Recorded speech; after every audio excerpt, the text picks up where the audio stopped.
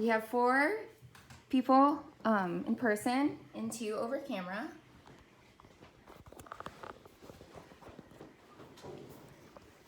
All right, so we all remember back in school using those watercolor palettes, usually Crayola, and the paint would literally look like watered down paint.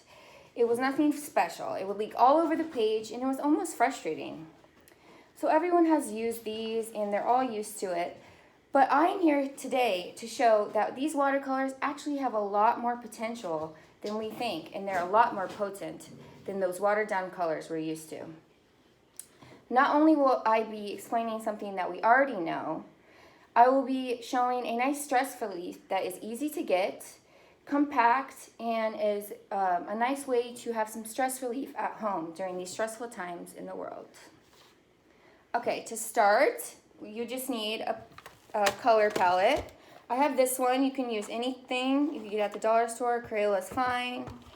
Then you need water. The more water you have, the less you have to keep changing it because it works. And then you need a paintbrush of any sort. I just use this. And then you need paper. The thicker the paper, the less it will roll. And the less issues you'll have, but really any paper can work. Okay, now I'll demonstrate how we're used to watercolors looking. And I think this is just because, this is just how we were kind of taught. So first you get, you just dip your water, and then you get this, and you just go swipe or whatever. And then you notice it's all watery. It goes all over the page. It's nothing special. It looks like this. If I were to get another color, it would just leak right onto each other, and it's hard to get detail like that. Another issue when you have such watery paintbrushes, such watery paint, is you can see the paper is starting to pill. I don't know. It starts to pill. It runs all over. The colors touch each other, and the paper eventually will start to roll up, and it will get hard to use. So I'm here today to show you another way, and that is how to make watercolors opaque. Okay, so what you need to do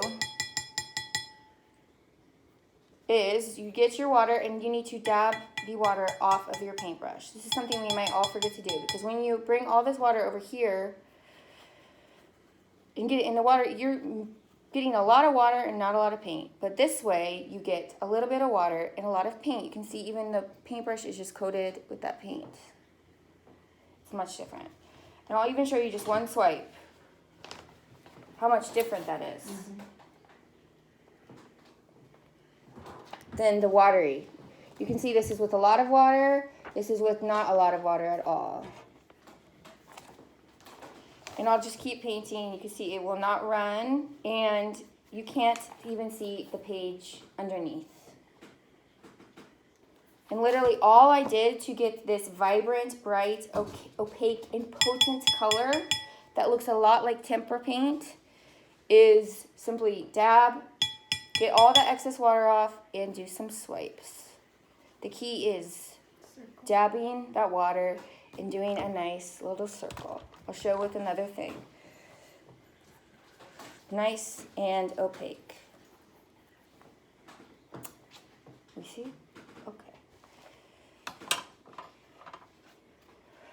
Okay, so let's just go over why it's better to do this technique where you get all the water off, and really you're not even treating it like a watercolor. You're just treating it as a regular paint. Not only do I have more control over this paint, but a lot of this goes a long way. So for instance, if you're using tempera colors, you get a huge glob and it goes like this. Those paints are thicker, so they don't go as long as this watercolor, because you can see I'm just having so much color just from a little dab and a little water. Also, watercolors are cheaper to find because you can get a whole compact bin with one price and you get all these colors, and they're compact, so you don't have to worry about wrangling all your colors together. Also, another thing that people may not know is that when you have so much control over your watercolors, because it's just not full of water, you are actually able to mix colors.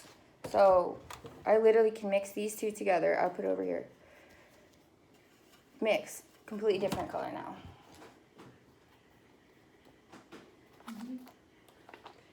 So there's just so much to watercolors that you don't realize, and the main problem is simply using too much water and not enough paint.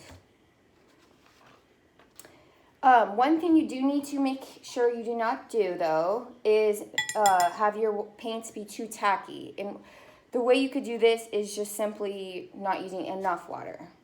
The only reason that you don't really want it tacky is that it just gets sticky. And it does not have that wonderful spread. Because with this, I could go all over the paper, but since I just had too little, it's going to be hard to spread, and when this dries out, it will stick. So, for instance, if something got on it, it would stick to that, and with this, that would not happen. With this middle column, that would not happen. Okay, so now to conclude this short tutorial. Almost everyone has used watercolors at one point in their life, but they have no idea how versatile they can be. So with this knowledge, I think that more people could participate in painting with watercolors and in turn have a nice stress relief, easy on the pocket, easy on storage, and it's just a nice, powerful way to create at home without all the stress. So watercolors are versatile, so are you. So give them a try and see what you can do.